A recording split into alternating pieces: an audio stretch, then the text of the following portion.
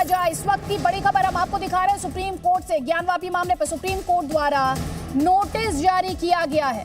वजू खाने को सील कर सकते हैं, ये सुप्रीम कोर्ट की तरफ से कहा जा रहा है। नमाज पढ़ने से ना रोका जाए, ये भी सुप्रीम कोर्ट के हवाले से हम आपको दिखा रहे हैं। साथ ही नोटिस इश्यू किए गए हैं सुप्रीम कोर्ट द्वारा। आपको ये समझना होगा, मुस्लिम पक्ष, अभी मेरे सहयोगी अमित प्रकाश को भी आप सुन रहे थे, वजू खाने को लेकर कई हिंदू पक्ष की अपनी एक मांग है। तो सुप्रीम कोर्ट ये कह रहा है कि वजू खाने को सील किया जा सकता है।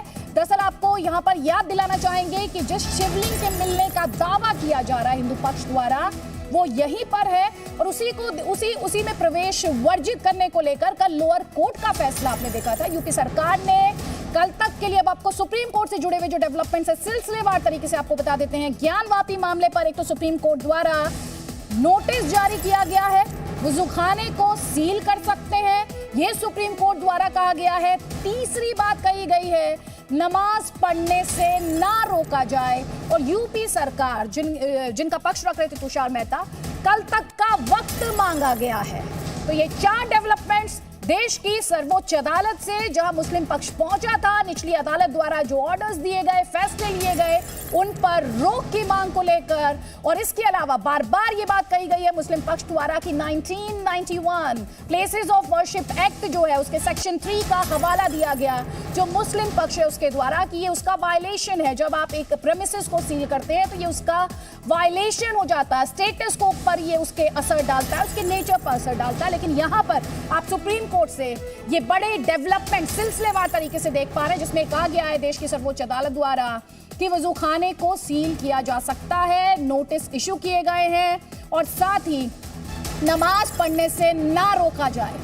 तो नमाज पढ़ने से ना रोका जाए, वजू खाने को सील किया जा सकता है। यूपी सरकार कह रही है उसे कल तक का वक्त चाहिए। और इसके अलावा सुप्रीम कोर्ट द्वारा नोटिस इशू किए गए हैं। वजू खाना और नमाज की जगह अलग अलग है, ये सॉलिसिटर जनरल द्वारा कहा गया है।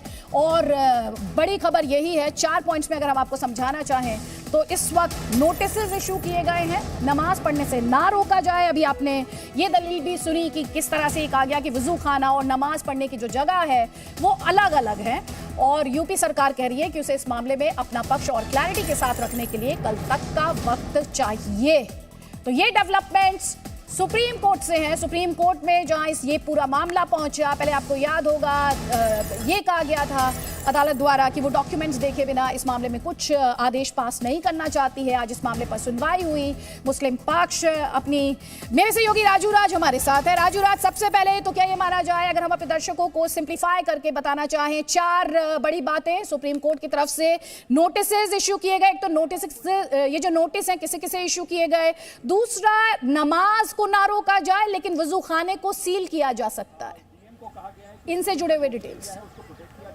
अदिति, एक बार फिर से अपना सवाल दोहराए, लेकिन अभी जो सुप्रीम कोर्ट का आदेश आया है, गुरुवार को इस पूरे मामले में, गुरुवार को ये मैटर फिर से लगा है, गुरुवार को इस पूरे मामले में सुनवाई होगी। अभी की सबसे बड़ी खबर सुप्रीम कोर्ट से ये है कि अब इस पूरे मामले की सुनवाई गुरुवार को होगी।